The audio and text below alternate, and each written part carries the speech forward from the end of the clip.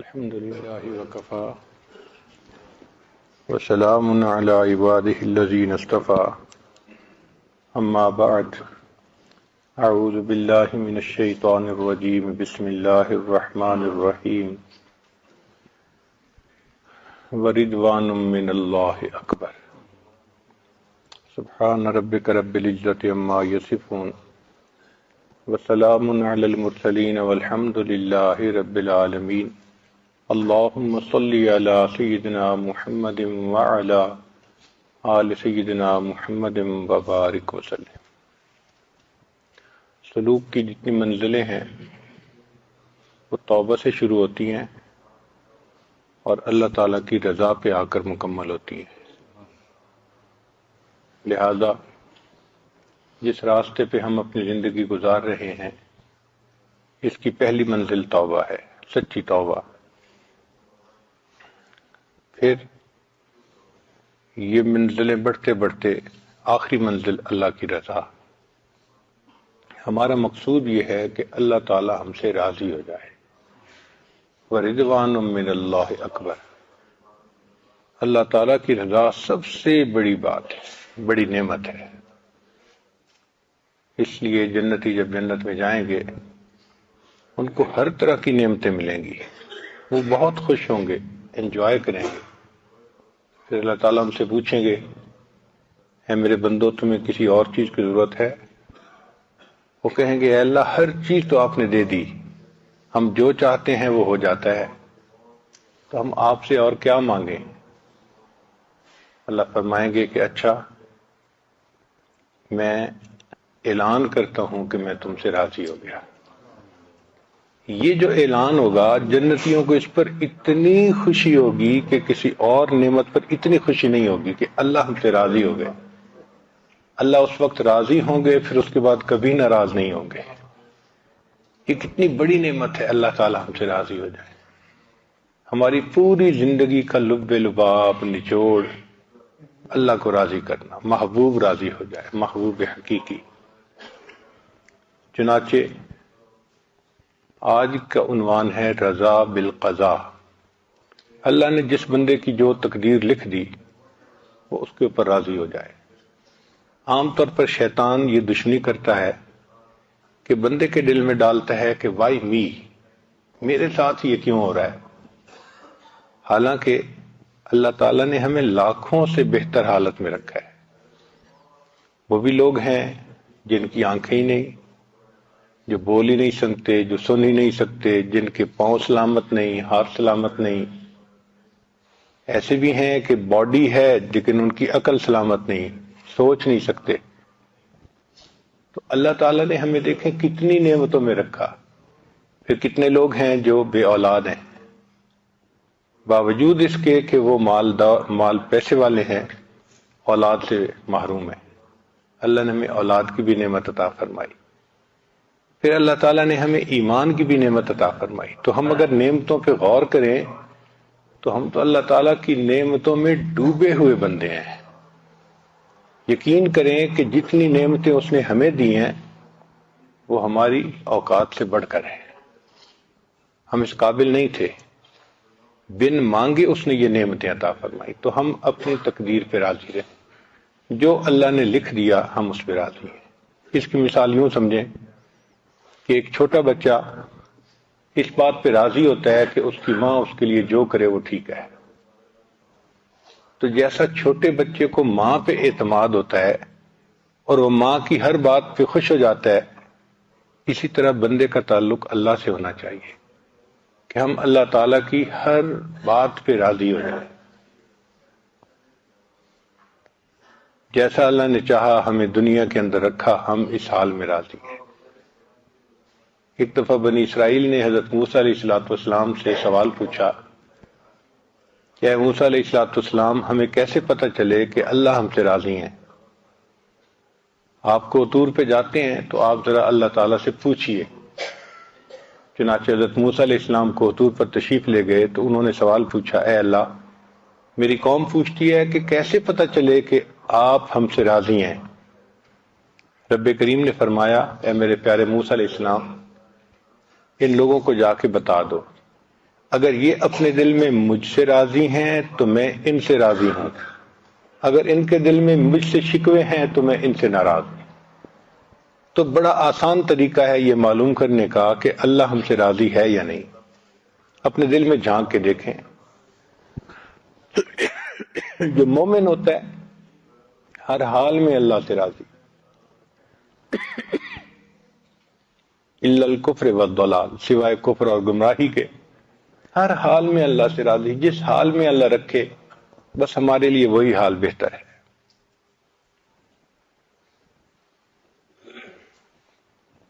اللہ رب العزت نے ہمیں دنیا میں بھیجا تاکہ ہم اللہ رب العزت کو اپنا رب سمجھیں۔ یوم میثاق میں اللہ نے روحوں کو اکٹھا کر کے وعدہ لیا تھا، الست بربکم، کیا میں تمہارا رب نہیں ہوں؟ سب نے کہا بلا، اے اللہ آپ ہی ہمارے رب ہیں۔ تو جب سب نے عہد کر لیا تو اللہ تعالیٰ نے اس عہد کو آزمانے کے لیے بندوں کو دنیا میں بھیج دیا کہ جاؤ اور میں دیکھتا ہوں کہ دنیا میں تم رب کس کو سمجھتے ہو۔ رب کہتے ہیں پالنے والا۔ ہم دنیا میں آتے ہیں تو ہمارا رب تو اللہ ہے، لیکن اسباب کے اندر ایسا الجھ جاتے ہیں کہ ہم سمجھتے ہیں ہم زراعت سے پل رہے ہیں، ہم دکان سے پل رہے ہیں، ہم تو فیکٹری سے پل رہے ہیں۔ تو ہماری نظر اللہ تعالیٰ سے ہٹ جاتی ہے اور اسباب پہ آ جاتی ہے۔ یہ بہت بڑا دھوکہ ہے۔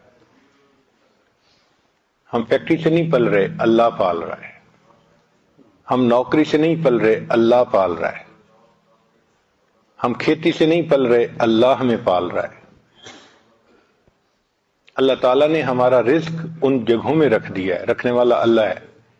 اس کی مثال یوں سمجھیں کہ اگر ایک دیہاتی آدمی شہر آئے اور دیکھے کہ ٹوٹی میں سے پانی آ رہا ہے تو وہ تو جاہل ہے، وہ تو یہی سمجھے گا کہ ٹوٹی پانی دے رہی ہے۔ حالانکہ جو سمجھتا ہے وہ جانتا ہے کہ ٹوٹی سے تو پانی کا اظہار ہو رہا ہے، نکل رہا ہے، اصل میں تو پیچھے ایک پمپ ہے جو یہاں پانی بھیج رہا ہے۔ جس طرح پانی پمپ بھیج رہا ہے اور وہ ٹوٹی سے نکلتا نظر آتا ہے، اللہ تعالیٰ رزق ہمارا اپنے خزانوں سے بھیج رہے ہیں، وہ ہمیں دکان سے نکلتا نظر آتا ہے، وہ فیکٹری سے نکلتا نظر آتا ہے، وہ زراعت سے نکلتا نظر آتا ہے۔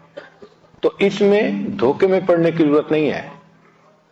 اس لیے فیکٹری کی وجہ سے کوئی ایسا کام نہ کریں جو شریعت کے خلاف ہو، بزنس میں کوئی ایسا کام نہ کریں جو شریعت کے خلاف ہو، اس لیے کہ جب اللہ نے رزق دینا ہے تو ہم کیوں کوئی کام ایسا کریں جو اللہ کو ناپسند ہو۔ اور اللہ تعالیٰ نے ہمیں جس حال میں رکھا وہ سب سے بہتر حال۔ یہ بہت بڑا سبق ہے جو ہم نے یاد کرنا ہے کہ ہمارا رب کون ہے؟ اللہ ہے۔ اس لیے قرآن مجید کی ابتدا رب کے نام سے، الحمدللہ رب العالمین، رب کے نام سے۔ اور ہر 2-4 صفحے کو الٹ کے دیکھیے، آپ کو کسی نہ کسی آیت میں رب کا نام نظر آئے گا۔ ایسے لگتا ہے جیسے پورے قرآن میں اللہ تعالیٰ نے اس رب کے لفظ کو سجا دیا ہے۔ اور پھر جو اختتام ہوا تو وہ کس لفظ پہ، کس صورت پہ؟ قل اعوذ برب الناس، وہ بھی رب کا۔ تو ابتدا میں بھی رب اور آخر پہ بھی رب۔ مقصد یہ تھا کہ تم اس یقین کو پکا کر لو کہ پالنے والا کون ہے؟ رب ہے۔ اچھا، ہم اگر نماز پڑھتے ہیں تو ہر رکن میں رب کی یاد۔ دیکھیں ہم رکوع میں کھڑے ہو کے تلاوت کرتے ہیں تو تلاوت میں پڑھتے ہیں الحمدللہ رب العالمین، تو رب کو یاد کیا نا۔ پھر ہم رکوع کرتے ہیں قیام کے بعد تو رکوع میں پڑھتے ہیں سبحان ربی العظیم، رب کو یاد کیا۔ پھر ہم سجدہ کرتے ہیں سبحان ربی الاعلی۔ پھر ہم اتحیات میں بیٹھ جاتے ہیں تو رب جعلنی مقیم الصلاۃ، تو رب کا نام ہر جگہ، ہر رکن میں۔ مقصود یہ تھا کہ ان کے دماغ میں یہ چیز بیٹھ جائے، پکی ہو جائے کہ ہمارا رب اللہ ہے۔ یہ مضبوط ایمان ہماری ضرورت ہے کہ ہماری نظر ہر وقت اللہ تعالیٰ کی ذات پہ ہو۔ اسی لیے قرآن مجید میں جتنی بھی دعائیں ہیں، اکثر دعائیں رب کے نام سے مانگی گئی۔ رب کہتے ہیں کہ جو پرورش کرنے کا ذمہ دار ہو، جیسے بچے کی مربیہ اس کی ماں ہوتی ہے، تو ہمارے مربی کون ہے؟ اللہ تعالیٰ ہے۔ تو دعائیں رب کے نام سے منگوائی گئی، ربنا آتنا فی الدنیا، ربنا ظلمنا انفسنا، ربنا لا تزغ قلوبنا، ربنا اغفر لنا ذنوبنا و اسرافنا فی امرنا۔ تو یہ ربنا ربنا کے لفظ سے اتنی دعائیں کیوں منگوائی گئیں؟ اس میں حکمت ہے۔ اللہ تعالیٰ چاہتے تو اس کے تو 99 نام ہیں جو ہمیں معلوم ہے، اس سے زیادہ ہیں جو اس کے علم میں ہیں، تو اپنے کسی اور نام سے منگوا دیتے نام دعائیں، رب کے نام سے منگوائی، اس لیے کہ رب کے نام میں ایک تعلق ہے کہ یہ بندہ ہے، وہ اللہ ہے اور وہ اس کے ذمہ دار ہیں۔ اس لیے اگر کوئی بچہ روئے اور اس کی ماں کا نام ہے فاطمہ اور کہے فاطمہ فاطمہ فاطمہ، اس سے کوئی محبت نہیں اٹھتی، اور وہی بچہ اگر کہہ دینا ماما ماما، بھاگی ہوئی آئے گی اس کی ماں، حالانکہ وہ پکار تو پہلے بھی ماں کو رہا تھا، اب بھی ماں کو رہا تھا، مگر فاطمہ کے نام سے وہ محبت ماں کے دل میں نہیں جاگی جو ماما کے نام سے جاگ رہی ہے، کہ وہ سمجھتی ہے کہ اب اس نے مجھے پکارا، میں ذمہ دار ہوں اس کو پالنے کی، اس کی خبرگیری کرنے کی۔ تو رب کریم نے فرمایا کہ میرے بندے جب رب کے نام سے دعا مانگیں گے نا تو میں تو ہوں ہی ذمہ دار، تو میں ان کی دعاؤں کو قبول کر لوں گا۔ اس لیے رب کے نام سے دعائیں مانگنا یہ بڑی اہمیت رکھتا ہے۔ اور عجیب بات کہ یہ سبق ہم نے پوری زندگی یاد کرنا ہے، اور جب قبر میں جائیں گے تو سب سے پہلا سوال کیا پوچھا جائے گا؟ من ربک، تیرا رب، تمہارا رب کون ہے؟ معلوم ہوا کہ ساری زندگی تیاری کی اور امتحان کا پہلا کوشچن یہ ہے کہ من ربک، بتاؤ بھائی تمہارا رب کون ہے۔ اب جس نے تو اللہ پہ ایمان پکا بنا لیا ہوگا وہ تو کہے گا کہ اللہ ربی، اللہ میرا رب ہے، اور جو فیکٹری کو سمجھے گا اور کھیتی کو سمجھے گا وہ کہے گا ہائی ہاتا، مجھے نہیں معلوم کہ میرا رب کون ہے۔ قیامت کے دن بھی انسان اللہ کے سامنے کھڑا ہوگا تو اس دن بھی رب کا تذکرہ، کہ یوم یقوم الناس لرب العالمین، قیامت کے دن انسان اپنے رب کے سامنے کھڑے ہوں گے۔ تو ہمارا تعلق ہے اللہ کے ساتھ، ہم بندے ہیں، وہ ہمارا رب ہے، اس پہ ہمیں خوشی ہونی چاہیے۔ کسی کا مربی اتنا کامل نہیں ہو سکتا جتنا کامل اللہ ہے، کسی کو اتنی صفات حاصل نہیں جو صفات اللہ کو حاصل ہے، کسی کے پاس اتنے خزانے نہیں جو خزانے اللہ کے ہیں۔ تو جب ہمارا رب ایسا ہے کہ ہر اعتبار سے کامل ہے، ہر نقص سے، ہر برائی سے بلند اور برتر ہے، تو ہمیں تو اس بات پہ بہت خوشی اور ناز ہونا چاہیے۔ ہمیں کیا فکر ہے کہ ہمارا رب تو اللہ ہے۔ اس لیے سیدنا علی رضی اللہ عنہ ایک عجیب بات فرماتے تھے، اے اللہ میرے لیے یہی عزت کافی ہے کہ تو میرا پروردگار ہے، اے اللہ میرے لیے یہی عزت کافی ہے کہ تو میرا پروردگار ہے، اور میرے لیے یہی فخر کافی ہے کہ میں تیرا بندہ ہوں۔ یہ باعث فخر ہے ہمارے لیے کہ ہم اللہ کے بندے ہیں۔ اس سے بڑی عزت اور ہمیں کیا مل سکتی ہے کہ اللہ نے ہمیں اپنا بندہ بنا لیا۔ تو 3 باتیں ہیں جو آج کی اس مجلس میں آپ اپنے دل میں اچھی طرح بٹھا لیں۔ پہلی بات کہ ہم اللہ سے راضی ہوں کہ وہ ہمارا رب ہے، خوش ہوں اس بات پہ، دل میں خوشی کی لہر محسوس کریں کہ ہمارا پروردگار اللہ ہے، اور جو بھی ہو جائے اس کو ہم سمجھیں کہ یہ ہمارے اللہ کی طرف سے ہے، اور جو بھی ہے اس میں ہمارے لیے بہتری ہے۔ اس کو کہتے ہیں رضا بالقدر، کہ تقدیر پہ راضی رہنا۔ اور دوسرا کہ ہم نبی علیہ الصلوۃ والسلام سے راضی ہوں کہ وہ ہمارے پیغمبر علیہ السلام ہیں۔ سچی بات ہے، نبی علیہ الصلوۃ والسلام کی تعلیمات کے انوارات جب نصیب ہوتے ہیں نا تو اتنا شکر کا احساس ہوتا ہے دل میں، اے اللہ آپ نے کتنا کرم کیا کہ آپ نے اپنے محبوب کو ہمارا راہبر و رہنما بنا دیا۔ اگر نبی علیہ الصلوۃ والسلام ہمیں زندگی گزارنے کی تعلیم نہ دیتے تو پتہ نہیں آج ہم کن گمراہیوں میں پڑے ہوئے ہوتے۔ دیکھیں مسنون دعاؤں کے معنی پہ غور کریں۔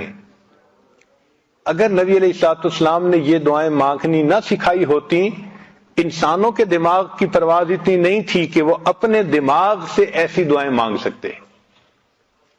اب یہ جو ہے رب اللہم مہدنا فی من ہدیت وعافنا فی من عافیت، ان کے معنی پہ غور کریں. معانی بتاتے ہیں کہ اگر یہ دعا نبی علیہ الصلوۃ والسلام نہ سکھاتے تو کسی ولی کی اتنی پرواز نہیں تھی کہ وہ اپنی فہم سے ایسی دعا مانگ سکتا. یہ نبوت کی شان ہے. جو اللہ کو کامل جانتے تھے انہوں نے مانگنا سکھا دیا. اور جو طائف کی دعا ہے وہ تو پڑھ کے حیران ہی ہوتے ہیں، حیرت ہی ختم نہیں ہوتی کہ اللہ کے محبوب صلی اللہ علیہ وسلم نے کتنی خوبصورت دعا مانگی. اور یہ دعا اللہم انی عبدک وابن عبدک وابن امتک، حیران ہوتے ہیں یا اللہ کیا سونے کی سیاہی سے لکھنے کے قابل الفاظ ہیں جو محبوب صلی اللہ علیہ وسلم کی مبارک زبان سے نکلے.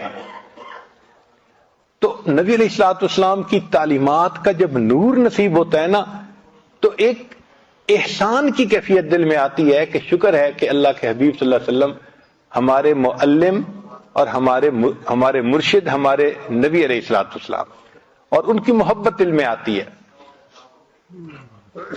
تو ہم نبی علیہ السلام سے راضی ہیں کہ وہ ہمارے نبی ہیں، اور دین اسلام سے ہم راضی ہو جائیں کہ وہ ہمارا دین ہے. سچی بات تو یہ ہے کہ اگر ہمیں دین نہ ملتا ہم جانوروں جیسی زندگی گزارتے ہیں. کتنے لوگ دنیا میں ہیں جو عقل میں ہم سے اچھے ہیں لیکن بیچارے ایسی بری زندگی گزار رہے ہیں کہ جانوروں جیسی. ہمیں شریعت نے بتایا کہ دیکھو یہ حلال ہے کھاؤ اور یہ حرام ہے مت کھاؤ. ان بیچاروں کو پتہ ہی نہیں، حرام حلال کی تمیز ہی نہیں، چنانچہ پتہ نہیں کیا کیا چیزیں کھاتے ہیں. ہمارے ایک قریبی ساتھی تھے، وہ ایک مرتبہ چائنا چلے گئے. اب وہاں لوگ انگلش کم جانتے ہیں اور یہ انگلش ہی بول سکتے تھے، تو ان کو خوب بھوک لگی. یہ چاہتے تھے کہ میں کہیں سے کچھ کھانا کھاؤں، تو انہوں نے سوچا کہ چلو میں اشاروں کی زبان سے اپنا کام نکالتا ہوں. ایک چائنیز کو انہوں نے کھڑا کیا اور اس کو انہوں نے کہنا چاہا کہ بھئی مجھے بھوک لگی ہے، تو انہوں نے پیٹ کی طرف اشارہ کیا، پیٹ خالی ہے میرا. وہ ان کو لے کے گیا ایک جگہ، جا کے دیکھا تو وہ ٹوائلٹ تھا. وہ سمجھا ان کے پیٹ میں خرابی ہے اور یہ بیچارہ ٹوائلٹ جانا چاہتا ہے. کہتے ہیں کہ میں ٹوائلٹ میں آگے حیران، یہ مجھے کہاں لے کے آیا. پھر میں نے سوچا کہ میں کچھ اور طریقہ اختیار کروں. ایک دوسرے بندے کو روکا اور اس بندے کو پھر میں نے منہ کی طرف اشارہ کیا کہ میں کچھ کھانا چاہتا ہوں. وہ مجھے کہنے لگا کہ آؤ میرے ساتھ. وہ مجھے لے کے گیا ایک ریسٹورانٹ کے اوپر، اور میں نے دیکھا تو وہاں مچھلیاں اور اس قسم کی چیزیں بہت تلی ہوئی پڑی تھی، کباب بنے ہوئے پڑے تھے. اور میں ان کو دیکھ رہا تھا تو کہنے لگا کہ جہاں مچھلی پڑی تھی وہاں ایک چوہا بھی پڑا تھا، پورا کا پورا تلا ہوا. اس کی دم بھی نظر آ رہی ہے، مونچھیں بھی نظر آ رہی ہیں. کہتے اس کو دیکھ کے مجھے تو طبیعت میں بڑی کراہت ہوئی کہ ہیں یہ چوہے بھی کھاتے ہیں. خیر میں نے ایک جگہ دیکھا کہ بھئی کچھ گول گول بوٹیاں ہیں، تو میں نے پھر اسے کہا کہ بھئی مجھے یہ سالن چاہیے. اس نے کہا ٹھیک ہے. جب وہ سالن ڈال رہا تھا تو میرے دل میں اچانک خیال آیا میں اسے پوچھ تو لوں کہ یہ گوشت ہے کس کا. تو میں نے اس سے پوچھا کہ بھئی یہ گوشت ہے کس کا. وہ آگے سے کہنے لگا وہ پتہ چلا کتے کا گوشت تھا. تو اب بتائیں کہ ایسے بھی لوگ ہیں بیچارے چوہے کھاتے ہیں، کتے کھاتے ہیں، بندر کھاتے ہیں، سور کھاتے ہیں. یا اللہ تیرا کتنا ہم پر کرم، ہم تو ساری زندگی سجدے میں پڑے رہے. اللہ ہم آپ کا شکر ادا نہیں کر سکتے کہ آپ نے ہمیں ایسا دین عطا کیا، ایسی نعمت عطا فرمائی کہ بس معلوم کرو اور عمل کرتے چلے جاؤ. تو ہم یقینی بات ہے کہ اللہ تعالیٰ کے اس نعمت کا شکر ادا نہیں کر سکتے جو دین اسلام کی نعمت اللہ نے دی ہے. یہ جو ہمارے گھروں میں اولاد ماں باپ کی محبتیں ہیں، یہ محبتیں آپ کو کفر کی زندگی میں نظر نہیں آ سکتی، نہیں ہے. چنانچہ ایک ریاست ہے کنیکٹیکٹ، نیو یارک کے قریب ہے، نیو جرسی نیو یارک کے قریب ہے. وہاں پر ایک مقدمہ چلا جو ٹی وی کی زینت بنا، یعنی اس کو ٹی وی پہ دکھایا گیا پوری پروسیڈنگز کو، چونکہ سب نے دیکھا اس لیے میں بھی نقل کر رہا ہوں۔ مقدمہ کیا تھا؟ ایک ماں نے بیٹے پہ مقدمہ کیا کہ میرا خاوند فوت ہو گیا، یہ میرا جوان بیٹا ہے، میں اس کے ساتھ گھر میں رہتی ہوں، میرا مقدمہ یہ ہے کہ اس میرے بیٹے نے ایک کتا پالا ہوا ہے اور یہ دن میں تقریباً 3-4 گھنٹے اس کتے کے ساتھ گزارتا ہے، اس کو باہر لے کے جاتا ہے، کھانا کھلاتا ہے، اس کا خیال رکھتا ہے، 3-4 گھنٹے روزانہ یہ کتے کے ساتھ گزارتا ہے۔ میں اس کی ماں ہوں، میں اکیلی اداس ہوتی ہوں، میرا دل چاہتا ہے کہ یہ بچہ میرے کمرے میں 5 منٹ کے لیے آئے، یہ نہیں آتا، تو میں عدالت سے استدعا کرتی ہوں کہ اس کو حکم دیں کہ یہ روزانہ 5 منٹ کے لیے آ کے مجھے اپنا چہرہ ہی دکھا دیا کرے۔ ماں نے مقدمہ کیا اور وکیل کیا، بچے نے بھی اس کے مقابلے میں وکیل کیا، اور یہ مقدمہ چلا، دونوں طرف سے دلائل دیے گئے، اور دلائل دینے کے بعد جو مقامی قانون تھا اس کے حساب نے جج نے ججمنٹ دی کہ جی کتا اس لڑکے نے پالا ہوا ہے، کتا اس کی لائبلٹی ہے، 2 گھنٹے لگیں 5 گھنٹے لگیں اس کو لگانے پڑیں گے اس کی ضرورت کو پورا کرنے کے لیے، چونکہ اس کی ذمہ داری ہے۔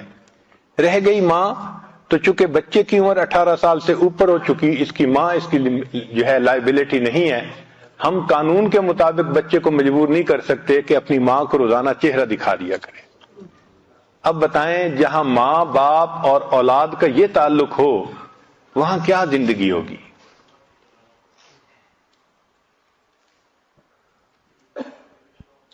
ایک مرتبہ میں ٹرین پہ سفر کرنے کا موقع ملا، وہاں پہ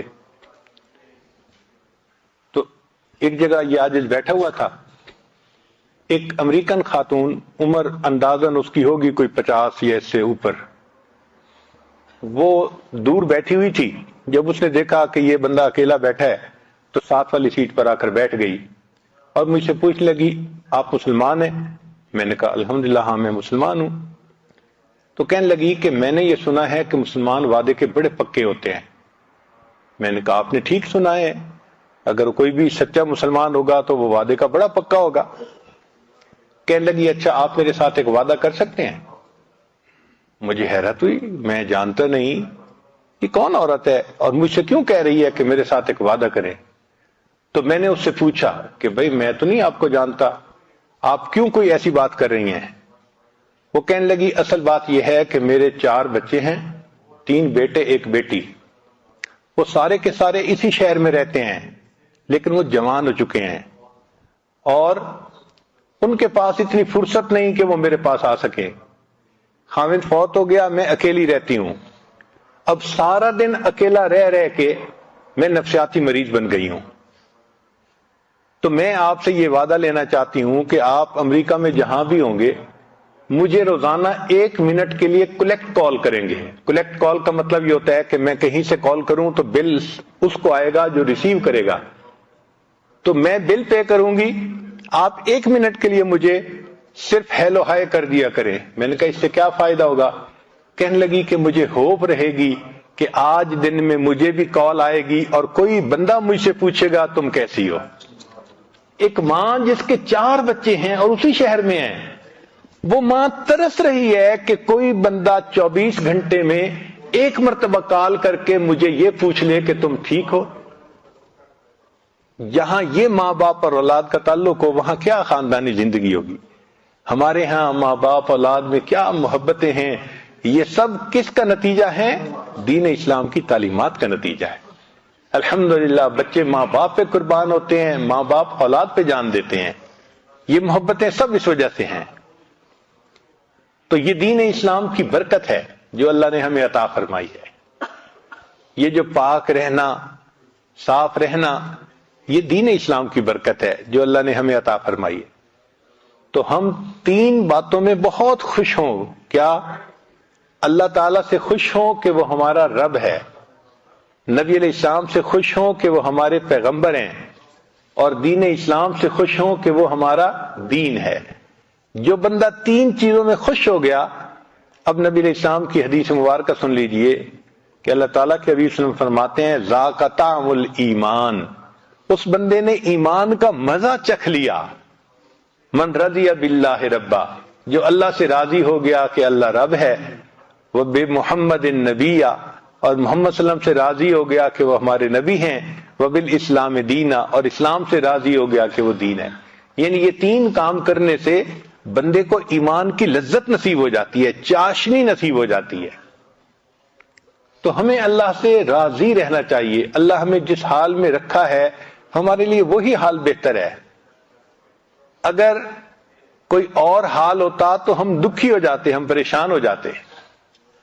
یوں بندہ سمجھتا ہے کہ میں تو بڑا دکھی ہوں، حالانکہ ہمیں اللہ تعالیٰ نے لاکھوں سے بہتر حال میں رکھا ہے. شکوے کرنا، یہ کہنا کہ یہ نہ ہوا وہ نہ ہوا، یہ اللہ تعالیٰ کو ناپسند ہے. چنانچہ فرمایا کہ جس نے یہ چاہا کہ جس وقت جو چیز اللہ جل شانہ نے پیدا فرمائی اس وقت میں کوئی دوسری چیز پیدا ہوتی تو اس نے اپنے جہل و نادانی میں کوئی دقیقہ نہ چھوڑا. مشائخ نے لکھا ہے رضا کیا ہے؟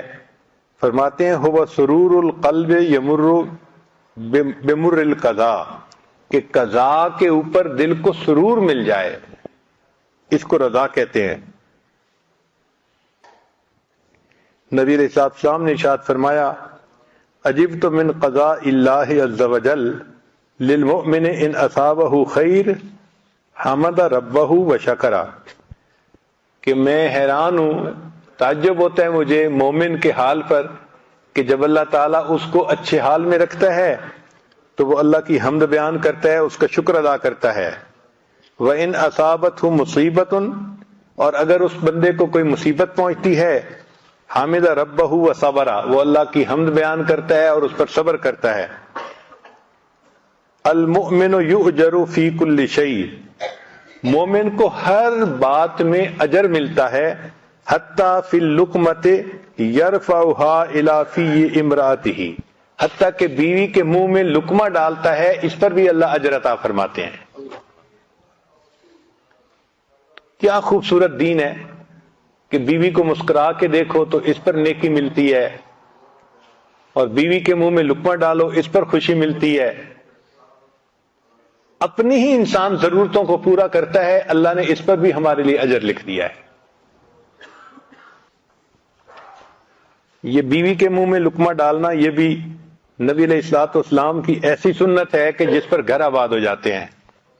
ایک مرتبہ لاہور کا ایک نوجوان تھا، اس کی شادی کو کچھ مہینے ہو گئے تھے تو ملنے کے لیے آیا. ہم نے پوچھا سناؤ بھائی آپ خوش ہیں؟ تو بڑا غصے میں تھا، کہنے لگا جی کیا کروں، بس ماں باپ نے ایسی بیوی ڈھونڈ کے دی ہے جو بالکل جو ہے نا وہ دین سے محبت نہیں رکھتی، نماز نہیں پڑھتی، کہتا رہتا ہوں پردے کا خیال نہیں کرتی، فلاں نہیں کرتی، فلاں نہیں کرتی. ایک لمبی چارج شیٹ اس نے بنائی ہوئی تھی. تو مقصد اس کا یہ تھا، یہ کہتے ہیں to read in between the line, کہ اگلا بات تو کر رہا ہے لیکن مدعا کیا ہے یہ سمجھنا پیر کا مقصد، پیر کا کام ہوتا ہے. ہمارے حضرت فرمایا کرتے تھے اگر مرید ہونا 420 تو پیر ہوتا ہے 840. اللہ تعالیٰ ان کو وہ فہم دے دیتے ہیں کہ وہ سمجھ جاتے ہیں کہ یہ چاہتا کیا ہے. اور ہمارے حضرت رحمت اللہ کو تو اللہ نے کشف عطا فرمایا تھا. ایک مرتبہ کراچی میں یہ عاجز خدمت میں حاضر تھا تو ایک عالم آئے، تو مجھے پتا تھا کہ یہ عالم حضرت سے کیا پوچھنے کے لیے آئے ہیں. تو میں حضرت کی خدمت میں حاضر ہوا اور میں نے کہا کہ حضرت وہ فلاں عالم آپ سے ملنے کے لیے آئے ہیں. حضرت نے میری طرف دیکھا اور فرمانے لگے میں لعنت بھیجتا ہوں اس پیر پر کہ جس کو کوئی ملنے کے لیے آئے اور پیر کو پتہ نہ چلے یہ کیوں آیا ہے. میں لعنت بھیجتا ہوں اس پیر پر کہ ملنے کے لیے کوئی آئے اور اس کو یہ پتہ نہ چلے یہ کیوں ملنے کے لیے آیا ہے. تو ہمارے حضرت کو تو اللہ نے کشف دیا تھا، اللہ نے ان کو ایسی فہم دی تھی، فراست دی تھی کہ وہ پہچانتے تھے. ایک مرتبہ ایک عالم تھے چکوال میں ساتھ گئے تو میں نے عرض کیا حضرت میرے ساتھ ایک عالم آئے ہیں، علاقے کے بڑے معروف عالم ہیں۔ اچھا مجھے نہیں پتا تھا، وہ پہلے حضرت سے مصافحہ کر کے چلے گئے تھے۔ تو جب میں نے یہ کہا تو حضرت مجھے فرمانے لگے ہاں میں نے اسے پڑھ لیا ہے، ہاں میں نے اسے پڑھ لیا ہے۔ یعنی آئے اور مصافحہ کیا، اور مصافحہ کرنے کی دیر میں حضرت فرمانے لگے میں نے اسے پڑھ لیا ہے، مجھے پتہ ہے کہ وہ کس درجے کا عالم ہے۔ تو یہ فراست ہوتی ہے جو اللہ تعالیٰ عطا فرما دیتے ہیں۔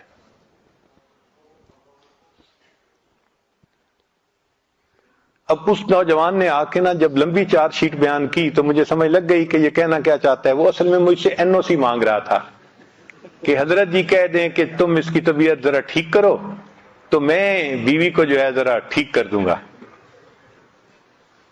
خیر جب اس نے اپنی ساری بات کر لی تو میں نے اس سے کہا کہ اچھا مجھے یہ بتاؤ کہ جس وقت شادی ہوئی تھی اس وقت تو آپ بھی اسی حال میں تھے، چونکہ اس کو بیعت ہوئے بھی تھوڑا وقت ہوا تھا۔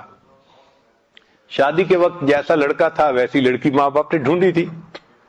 کہنے لگے جی ہاں اس وقت تو میری بھی حالت وہی تھی۔ میں نے کہا پھر آپ کیسے بدلے؟ کہ جی میں نے آپ کے بیانات سنے، پھر میں نے بیعت کر لی اور میری زندگی بالکل بدل گئی۔ میں نے کہا کیا یہ موقع آپ کی بیوی کو بھی ملا؟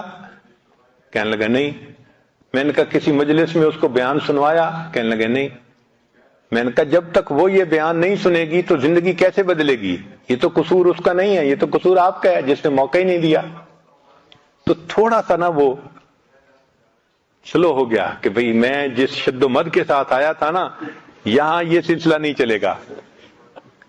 اچھا خیر میں نے پھر اس کے بعد اس سے ویسے باتیں کی، جنرل باتیں جو ہوتی ہیں نوکری کے بارے میں ادھر ادھر کی، اور پھر اس کے بعد اس کو رخصت کرتے ہوئے میں نے کہا کہ آپ ایسا کریں کہ جب جائیں نا تو جاتے ہوئے راستے سے مٹھائی کا ایک ڈبہ لے لیں۔ اس نے پوچھا جی؟ میں نے کہا وہ جا کے جب گھر میں دسترخوان بچھے نا کھانے کے لیے تو وہ مٹھائی کا ڈبہ بھی اس کے اوپر رکھنا، اور ان میں سے مٹھائی کا ایک ٹکڑا اٹھا کے نا بیوی کے منہ میں ڈالنا۔ وہ مجھ سے پھر پوچھتے جی؟ اس کو سمجھ نہیں آ رہی تھی کہ بھئی یہ مجھے کیا رہے ہیں۔ وہ تو آیا تھا اس کو سیدھا کرنے کی نیت سے، اور ہم اسے کہہ رہے تھے کہ بیوی کے منہ میں مٹھائی کا۔ تو پھر میں نے اسے کہا کہ بھئی میں فارسی نہیں بول رہا، اردو میں بات کر رہا ہوں، آپ مقصد کو سمجھیں کہ جائیں، اور یہ سنت عمل ہے، اور آپ تو ماشاءاللہ اب بہت سنتوں پہ عمل کرتے ہیں تو اس سنت پہ بھی عمل کریں۔ کہنے لگا جی ٹھیک ہے، وہ چلا گیا۔ اللہ کی شان دیکھیں کہ دوسرے دن بیوی کو لے کے آیا، میری بیوی بیعت ہونے کے لیے آئی ہے۔ میں نے پوچھا کیسے؟ کہنے لگا میں گھر گیا، مٹھائی کا ڈبہ دسترخوان پہ رکھوایا تو بیوی خاموشی سے دیکھتی رہی کہ یہ ہو کیا رہا ہے۔ پھر لقمہ کھاتے کھاتے میں نے ایک گلاب جامن اٹھایا اور بیوی کے منہ کی طرف بڑھایا تو وہ میری طرف دیکھنے لگی کہ کیا کر رہے ہو؟ تو میں نے کہا کہ یہ مجھے حضرت صاحب نے بتایا ہے کہ نبی علیہ السلام کی سنت ہے تو میں اس سنت پہ عمل کر رہا ہوں، تمہارے منہ میں یہ لقمہ۔ کہنے لگے بیوی نے وہ مٹھائی کا ٹکڑا کھا تو لیا، لیکن اس کے بعد وہ سر جھکا کر بیٹھ گئی اور مجھے کہنے لگی کہ اچھا مجھے نبی علیہ السلام کی اور سنتیں بھی سکھاؤ، مجھے نبی علیہ السلام کی اور سنتیں بھی سکھاؤ۔ ایک سنت پر عمل کرنے سے اس بچی نے پردہ بھی شروع کر دیا، نماز بھی شروع کر دی، زندگی کی ترتیب ہی بدل لی اس نے۔ تو محبوب صلی اللہ علیہ وسلم کی ایک سنت میں اتنی طاقت ہے کہ ایک آزاد خیال بچی وہ اپنی زندگی کا رخ ہی بدل لیتی ہے۔ اگر کسی کی بیوی دین کی طرف نہیں آتی تو یہ اس کے خاوند کا قصور ہوتا ہے کہ اس نے دین کو مجسم شکل میں پیش نہیں کیا ہوتا۔ اگر دین کو ہم مجسم شکل میں پیش کرتے تو سب سے زیادہ ہماری قدردان ہماری بیوی ہوتی۔ اور اس کی دلیل کیا ہے کہ نبی علیہ السلام نے جب نبوت کا دعویٰ فرمایا تو سب سے پہلے کون ایمان لے کے آیا؟ عورتوں میں سیدہ خدیجہ کبریٰ رضی اللہ تعالیٰ، جو بیوی تھی جو جتنا قریب رہتی تھی اتنا جلدی وہ ایمان لے کے آئی۔ تو دین میں تو مقناطیسیت ایسی ہے کہ جو اس پر عمل کرے گا اس کی بیوی اس پہ قربان جائے گی۔ مگر ہم ایسا تو نہیں نہ کر سکتے کہ بیوی نیک بن کے رہے اور ہم آزاد بن کے رہیں، یہ نہیں ہو سکتا، ہماری یہ تمنا پوری نہیں ہو سکتی۔ ہم خود نیک بنیں گے تو پھر گھر والے اولاد پھر وہ بھی نیک بنیں گے۔ تو بہرحال ہم اللہ رب العزت سے راضی ہیں کہ وہ ہمارے رب ہیں، نبی علیہ السلام سے راضی ہیں کہ وہ ہمارے پیغمبر ہیں، اور ہم دین اسلام سے راضی ہیں کہ وہ ہمارا دین ہے۔ یہ دین کی باتوں کو بوجھ سمجھنا، بڑی پابندیاں ہیں جی، بڑی پابندیاں ہیں، یہ بہت خطرناک چیز ہے، کبھی ایسا نہ سمجھنا۔ مثلا جیسے فاسق قسم کے لوگ کہہ دیتے ہیں یہ کیا ہے جی، عورتوں پہ اتنی پابندیاں، پردے میں رہو، لپٹے رہو، یہ پابندیاں نہیں ہیں، اس میں راحت ہے، وہ کتنی مصیبتوں سے بچ جاتی ہے۔ اگر وہ عورت بے پردہ پھرتی تو پتہ نہیں اس کو کہاں کہاں سے عزت کا خطرہ ہوتا۔ اب اگر وہ پردے میں ہے تو وہ پرسکون زندگی گزار رہی ہے۔ تو جو شریعت نے پابندیاں لگائی ہیں اس میں ہمارا فائدہ ہے۔ چنانچہ کتابوں میں ایک واقعہ لکھا ہے، ایک آدمی تھا جو امام مسجد بھی تھا، اللہ کی شان کہ وہ فوت ہوا، تو جب اس کو دفن کیا گیا تو اس کا چہرہ قبلے کی طرف کر دیا گیا، جیسے عادت ہے دفن کرنے کے لیے میت کا چہرہ قبلے کی طرف کر دیا جاتا ہے۔ کوئی ایسی وجہ بنی کہ قبر کو کھولنا پڑا، تو جب لوگوں نے قبر کھودی کوئی اپنی چیز ڈھونڈنے کے لیے، تو دیکھا کہ چہرہ قبلے کی طرف سے پھرا ہوا تھا۔ تو ان کو بڑی حیرت ہوئی کہ بھئی ابھی کل کی تو بات ہے، یہ کیسے چہرہ پھر گیا بالکل دوسری طرف۔ تو لوگوں نے تحقیق کی، ان کے گھر والوں سے پوچھا کہ بھئی کون سی وجہ، تو کوئی وجہ نظر نہیں آتی تھی۔ ایک اللہ والے تھے، وہ سمجھ گئے کہ کوئی اندر کا مسئلہ ہے اور سیریس مسئلہ ہے۔ تو انہوں نے اس کی بیوی سے پوچھا کہ بھئی آپ بتائیں دین کے بارے میں ان کا معاملہ کیا تھا؟ تو بیوی نے کہا کہ جی دین کے کاموں پہ عمل تو کرتے تھے، لیکن کبھی کبھی مجھے کہتے تھے کہ یہ جو سردی کے موسم میں ہم میاں بیوی ملتے ہیں نا، اور اس کے بعد غسل فرض ہے، دین میں یہ بہت سختی کی چیز ہے، یعنی میاں بیوی کے ملنے کے بعد غسل کا کرنا ان کو بوجھ نظر آتا تھا۔ دین کا حکم بوجھ نظر آنے کی وجہ سے اللہ نے قبلے سے چہرہ ہی ہٹا دیا۔ تو ہم دین کے احکام کو بوجھ نہ سمجھیں، اللہ کی رحمت سمجھیں کہ اللہ نے ہم پر رحمت فرما دی، ہمیں یہ نعمت عطا فرما دی۔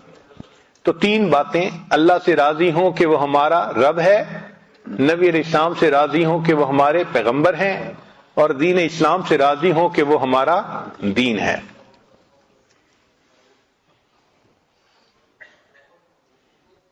قال رسول اللہ صلی اللہ علیہ وسلم الصبر رضا، کہ تقدیر کے اوپر صبر کرنا اس کا نام رضا ہے۔ نبی علیہ السلام نے ارشاد فرمایا الرضا غنیمتی، کہ رضا میری غنیمت ہے۔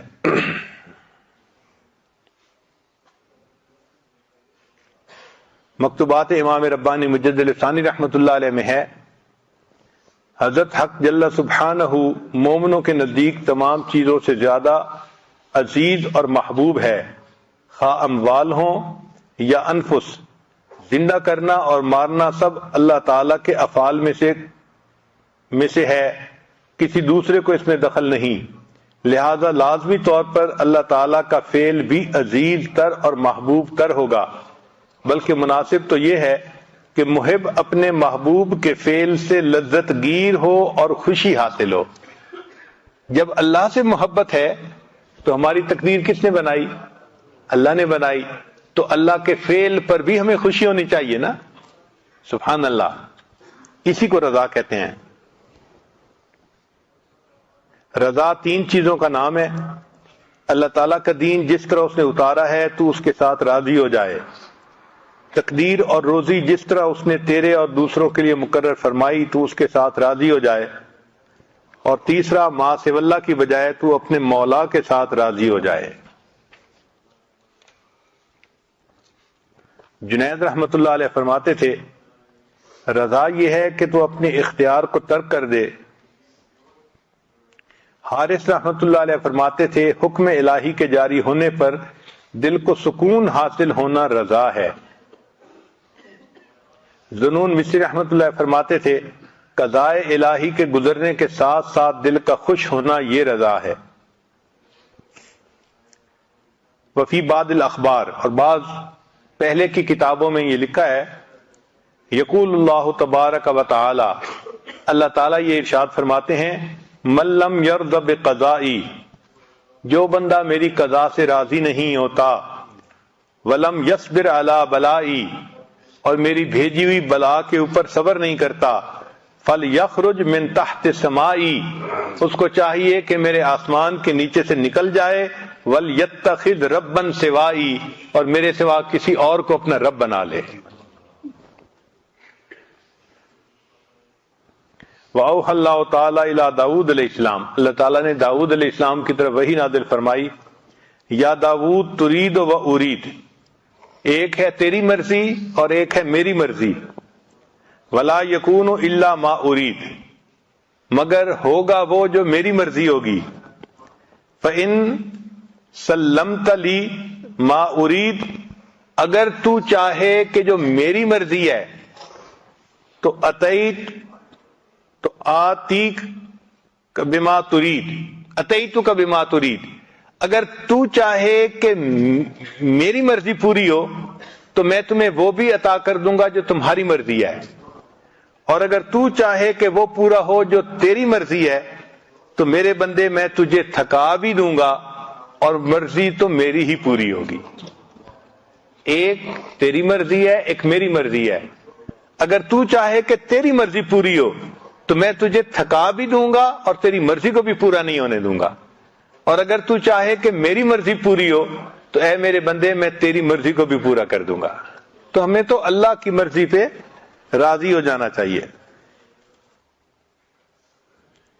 لقمان علیہ السلام نے اپنے بیٹے سے کہا، اوصی کا بخصال، اے بیٹے میں تجھے ایک بات کی نصیحت کرتا ہوں، تقربک من اللہ، وہ اللہ کے تمہیں قریب کر دے گی بات، وتباعدک من سخطہ، اور اللہ کے غصے سے تجھے دور کر دے گی، ان تعبد اللہ لا تشرک بہ شیئا، کہ تو اللہ کی عبادت کر اور اللہ کے ساتھ کسی کو شریک نہ بنا، وَإِن ترضى بقدر اللہ فیما احببت وکرہت، اور تو اللہ کی تقدیر پہ راضی ہو جا جو تجھے اچھی لگے یا بری لگے، کوئی بات بھی ایسی تو اس پہ راضی ہو جا، یعنی کوئی چیز پسند ہے، مرضی کے موافق ہے یا مرضی کے خلاف ہے، اس پہ اللہ سے راضی ہو جا، یہ چیز تجھے اللہ کے غصے سے دور کر دے گی۔ عمر بن الخطاب رضی اللہ عنہ نے ابو موسیٰ اشعری رضی اللہ عنہ کو خط لکھا، اس میں فرمایا، اما بعد فإن الخیر کلہ فی الرضا، خیر ساری کی ساری اللہ کی رضا میں ہے، فإن استطعت ان ترضى وإلا فاصبر، تجھے چاہیے کہ تو اللہ سے راضی ہو جائے ورنہ تو تقدیر کے اوپر صبر کر۔ امام ربانی مجدد لسانی رحمۃ اللہ فرماتے ہیں کہ مقام رضا مقام محبت سے بلند ہے، مقام رضا مقام محبت سے بلند ہے۔ فرماتے ہیں مقام رضا محبت اور حب کے مقام سے بھی بالا تر ہے، کیونکہ مرتبہ رضا مرتبہ محبت سے بلند ہے، چونکہ محبت میں اجمالاً اور تفصیلاً انسیت کا وجود ہے،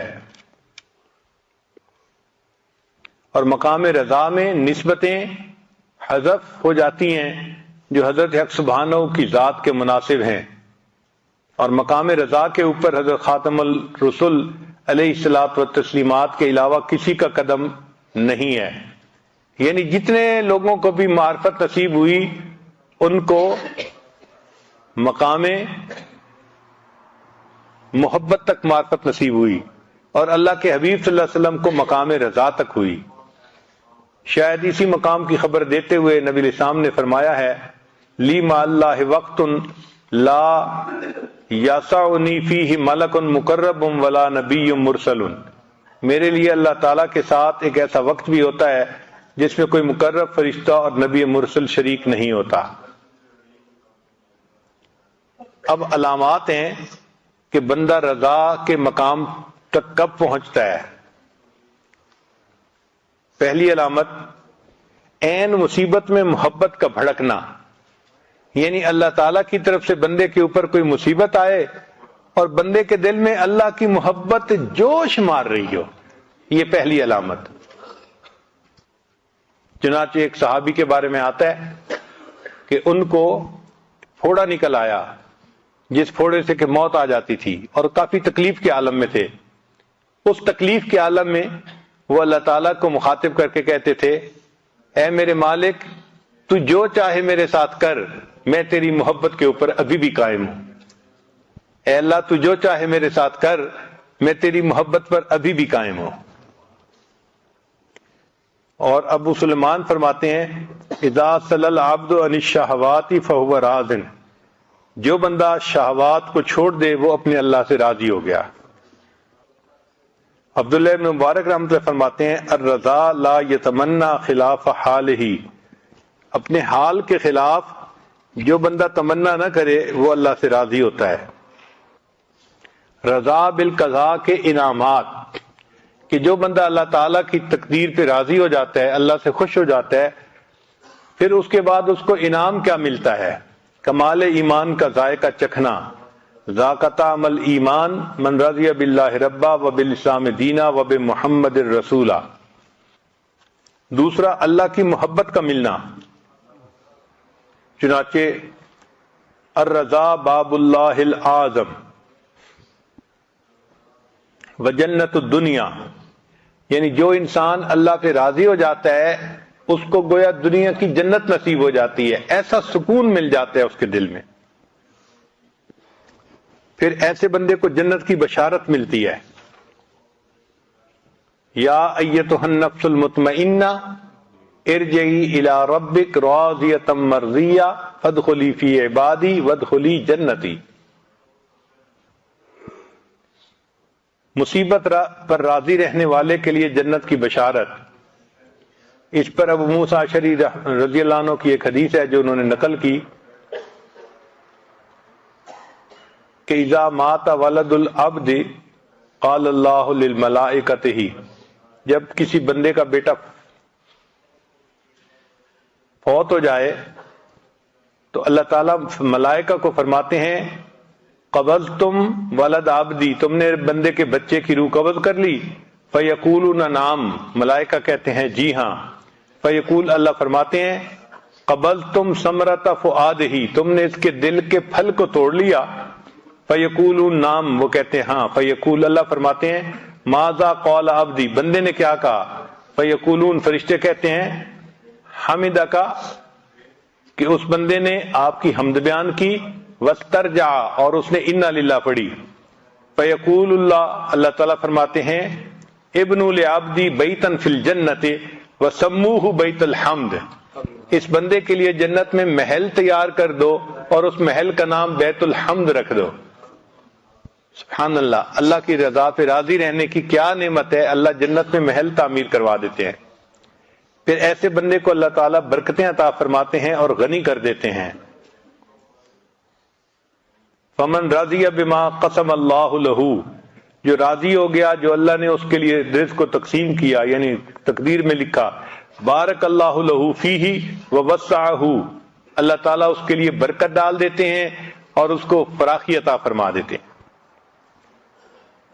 پھر جو بندہ اللہ سے راضی ہوتا ہے، اسرع الناس مرن علی الصراط، پل صراط سے جو لوگ گزریں گے ان میں سب سے زیادہ تیز رفتاری کے ساتھ وہ بندہ گزرے گا جو اللہ کی رضا پہ راضی رہے گا۔ پھر جلساء الرحمن یوم القیامہ، کہ جو بندے اللہ سے راضی ہوں گے وہ قیامت کے دن اللہ تعالیٰ کے ہم جلیس ہوں گے، مجلس میں بیٹھنے کی ان کو سعادت نصیب ہوگی اور اللہ کی ان کو رضا حاصل ہوگی اور ان کو افضل درجات حاصل ہوں گے جنت میں۔ پھر ان کو اجر عظیم حاصل ہوگا، جو اللہ سے راضی ہوتے ہیں ان کو اللہ تعالیٰ اجر عظیم عطا فرماتے ہیں۔ اور ایک حدیث مبارکہ ہے، وہب بن منبہ رحمۃ اللہ علیہ نقل کرتے ہیں کہ داؤد علیہ السلام کو اللہ نے وحی نازل فرمائی کہ قال داؤد علیہ السلام، داؤد علیہ السلام نے پوچھا، رب ایو عبادک ابغض الیک، اے اللہ بندوں میں سے کون سا بندہ آپ کو سب سے زیادہ ناپسند ہے؟ قال وہ بندہ جو میری تقدیر پہ راضی نہیں رہتا، وہ مجھے اپنے بندوں میں سب سے زیادہ ناپسند بندہ ہے۔ جو شخص کے قضاء سے جنگ کرتا ہے وہ ذلیل ہوتا ہے، اللہ اسے ذلت عطا فرماتے ہیں۔ تو اللہ تعالیٰ کے ہر کام میں خیر ہوتی ہے، بندے کو چاہیے کہ اللہ کے ہر کام میں راضی رہے۔ یہ اسرائیلیات میں ایک واقعہ ہے کہ ایک عابد تھا بنی اسرائیل کا، اس نے دعا مانگی کہ یا اللہ میں نے اتنے سال آپ کی عبادت کی، اب آپ مجھے یہ بتا دیجئے کہ جنت میں مجھے کون سی بیوی ملے گی۔ تو اسے خواب میں بتا دیا گیا کہ فلاں جگہ جاؤ تو بکریوں کو چرانے والی ایک عورت ہے، وہ تمہاری جنت میں بیوی ہوگی۔ چنانچہ وہ بندہ گیا تو اس کو اس جگہ پر ایک عورت مل گئی۔ اس نے اس کو کہا کہ میں چاہتا ہوں کہ میں 2-3 دن تمہارے قریب رہوں تاکہ مجھے تمہاری عبادت کا پتہ چلے کہ تم کیسی کرتی ہو۔ اس نے کہا ٹھیک ہے۔ چنانچہ یہ وہاں رہا۔ اس نے دیکھا کہ نہ وہ دن میں روزہ رکھتی تھی اور نہ وہ رات کو لمبی تہجد پڑھتی تھی، جبکہ یہ بندہ صائم الدہر تھا اور قائم اللیل تھا، ساری رات عبادت کرتا تھا، سارا دن روزہ رکھتا تھا۔ تو جب 2-3 دن اس نے دیکھا کہ بھئی اس کی تو عبادت کچھ بھی نہیں ہے میرے مقابلے میں، اس کو بڑی حیرت ہوئی کہ بھئی اتنی میں عبادت کرتا ہوں اور سالوں سے کر رہا ہوں، اور میرے درجے میں یہ عورت پہنچے گی اور میری بیوی بنے گی کہ جو ساری رات آرام سے سوتی ہے اور سارا دن جو ہے اپنا کام میں لگی رہتی ہے اور روزہ بھی نہیں رکھتی سوائے فرض روزوں کے۔ تو اس نے پھر اس سے تیسرے دن پوچھ لیا کہ تیرا کون سا عمل ہے جو اللہ کو پسند آیا، جس کی وجہ سے اللہ نے تیرے رتبے جنت میں بلند فرما دیے۔ اس عورت نے کہا کہ میں زیادہ عبادت نہیں کرتی، ایک عام زندگی گزارتی ہوں، بس اتنی بات ہے کہ میں اپنے اللہ سے اس سے راضی ہوں، اس نے جو میری تقدیر بنا دی میں اپنے رب سے راضی ہوں۔ تو اس نے کہا کہ ہاں تیرا یہ عمل ہے جس کی وجہ سے اللہ نے جنت میں تیرے درجوں کو بلند کر دیا۔ تو عبادت کیے بغیر جنت میں درجے بلند ہوں گے اس عمل پر کہ انسان اللہ سے راضی ہے۔ تو آج کی مجلس میں ہم نے یہ سبق سیکھا کہ ہم اپنی تقدیر پہ راضی ہوں، اور یہ صرف زبان کے الفاظ نہ ہوں، یہ دل کی کیفیت ہو، دل میں خوشی ہو کہ اللہ ہمارے رب ہیں، نبی علیہ السلام ہمارے پیغمبر اسلام ہے، اور دین اسلام ہمارا دین ہے، اور اللہ نے ہمیں جس حال میں رکھا ہوا ہے یہ بہترین حال ہے۔ جو لکھ دیا ہم اپنے مالک پہ راضی ہیں، ہم اپنے محبوب پہ راضی ہیں۔ جیسے امام ربانی مجدد صاحب نے ہم نے فرمایا کہ جب محبوب سے محبت ہوتی ہے تو جو کام محبوب کرے اس سے بھی محبت ہوتی ہے۔ تو اللہ نے ہماری تقدیر بنائی، ہم اس پہ بھی خوش ہیں کہ اللہ نے ہماری تقدیر جیسے بنائی۔ اللہ تعالی ہمیں مقام رضا عطا فرمائے۔ وآخر دعوانا